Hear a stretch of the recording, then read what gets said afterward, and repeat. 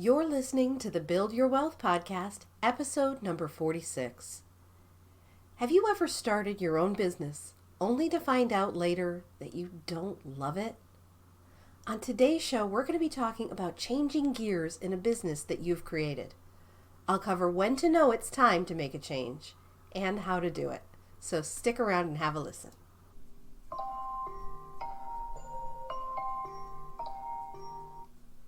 Ugh. It's that time of day again.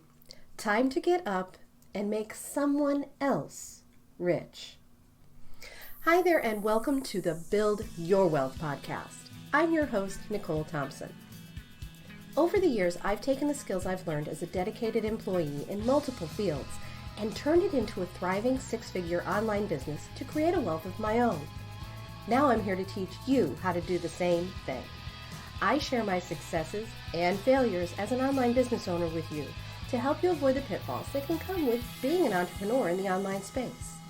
It's my goal to help you achieve your success faster, adopt the right mindset for that success, and to show you how failing forward is all part of the process in building your wealth instead of someone else's. This is the Build Your Wealth podcast.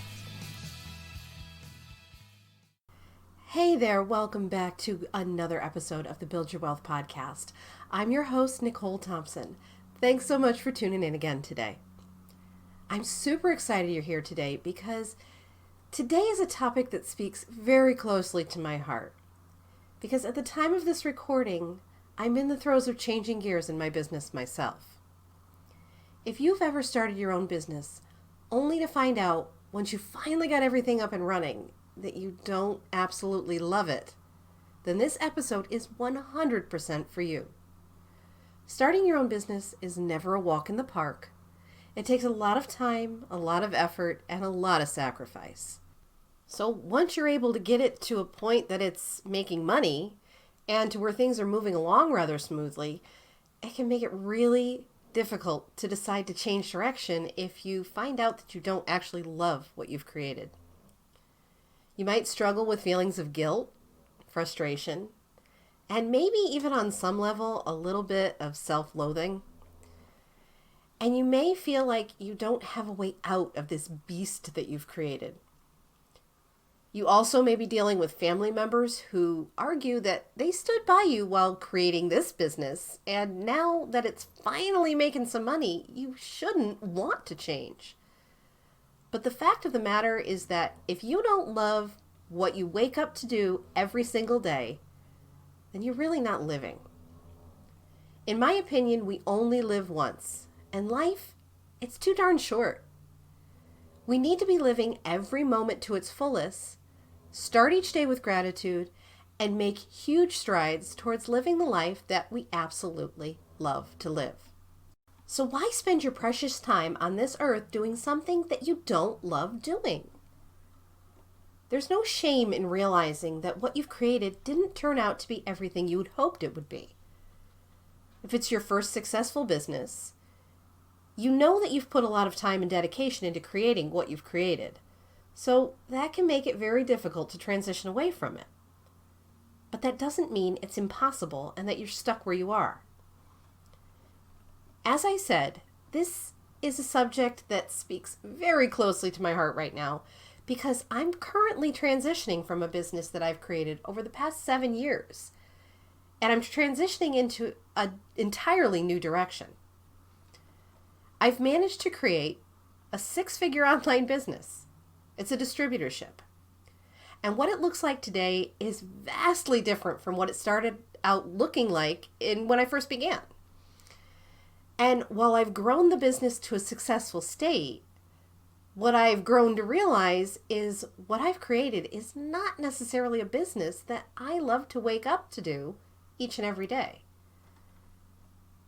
But the beauty of what I've spent my time doing and creating over the past 7 years is that I've learned so many other ways to create a business that I will love to wake up and do every day, which is what I'm in the process of transitioning into now.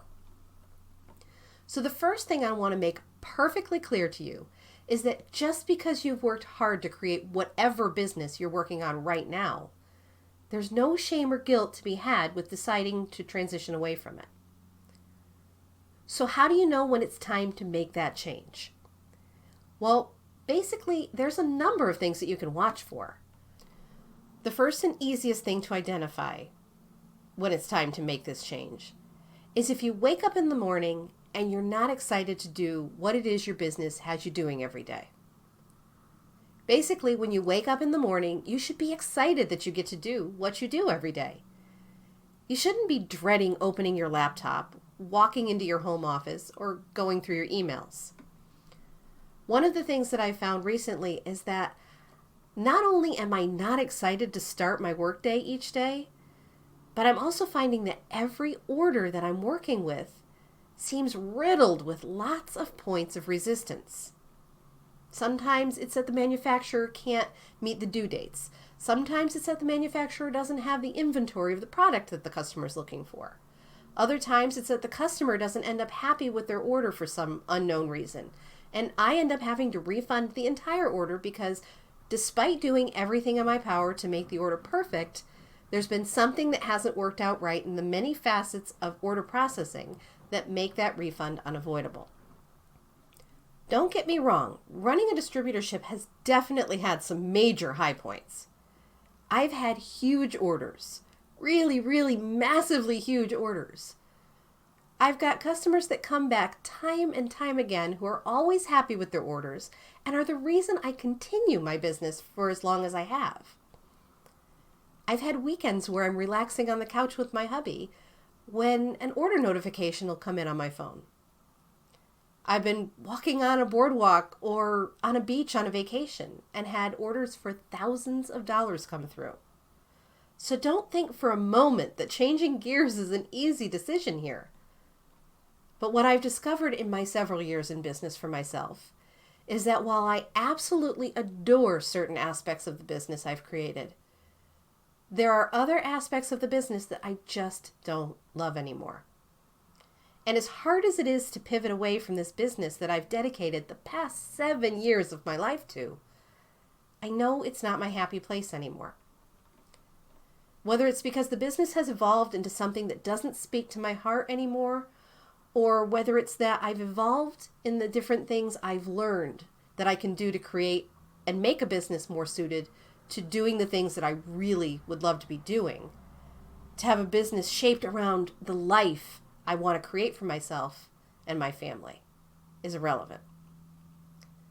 The decision comes down to what I can do for myself and my business that will have me waking up each morning completely grateful and joyful to do what I get to do each day. And the same goes for you. If you find that the business you've created isn't your love language anymore, you need to know that it's okay to change gears. It's okay to shift your focus to something else. It doesn't mean that you have to give up on your dream of being a business owner. Unless, of course, that's what you want. Some people decide that after working on creating their own business, that they don't want to deal with the headaches that go along with having your own business anymore.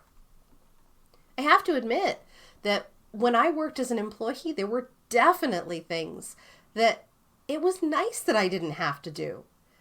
Things like accounting, dealing with refunds and returns, dealing with the frustrations of suppliers not coming through for me. It was nice to be an employee in that respect because it took a lot of the responsibility away. But what you give up when you're an employee is the control over how you live your life. When you have your own company, you're in control of how much you charge, how much you earn, who you'll work with, where you'll work, and how often you work. And you also determine how to create a business that's going to make you happy. One of the biggest deciding factors in deciding to change gears in my business has been the growing resistance I've felt in the orders that I've been working on processing lately. Those have been the clear signs from the universe that it's time to change direction. Changing gears with your business is not going to be an easy transition because you're basically starting from scratch again. So one of the things you need to decide if you want to make this change is if you want to begin creating your new business alongside of your previous business, or if you can afford to cut ties with your previous business altogether to focus 100% on your new endeavors. Now, obviously, your new business will be successful much more quickly if you're able to dedicate 100% of your focus to it. But you may not be able to dedicate all of your time to starting a new venture simply because you may still need the income from your other business to be able to afford to continue to pay your bills. So if you're not able to dedicate 100% of your time to begin your new business venture, you'll need to determine how much time you want to spend to start a new business on the side. Whether it's a couple hours a day or a couple hours a week, or maybe this is something that you'll do in the evenings or on the weekends. That's entirely up to you. But whatever you choose, do it consistently. Do it with purpose. And focus primarily on building it differently than the first business you created to make sure that it's in line with what you really want. The business that I'm transitioning away from is a distributorship, as I said before. What this means is I advertise products for sale. People purchase those items from me. I source them from different suppliers who ship them directly to the customers for me. Now, this sounds like a rather simple concept, basically a dropship style business. But I have an added aspect to my business of customization. The business I've created for myself has far too many touch points. While in theory, it's an excellent business model, it's not really designed for someone who doesn't necessarily want to be stuck at a desk for 8 or 9 hours a day, answering phone calls, emails, and live chat interactions. The business I'm transitioning into takes almost all of those touch points away. So for an order that would normally take me approximately 20 touch points throughout the entire order process, the new business model that I'm creating has only 3. By eliminating a minimum of 17 touch points, I'm removing the necessity of being chained to a desk, dealing with suppliers, paying shipping separately, dealing with customer service in general, and I can just sit back and make money. This business model is called print on demand. With print on demand, I'm able to come up with a design, upload it to one of the many print on demand platforms, and advertise it for sale. That's it. Once the item is purchased by a customer, all of the rest is handled by the print on demand company. This frees up so much time. Doesn't that sound great? So if you're looking for a way to get away from a business model that you've created that you don't absolutely love, I can't recommend print on demand enough.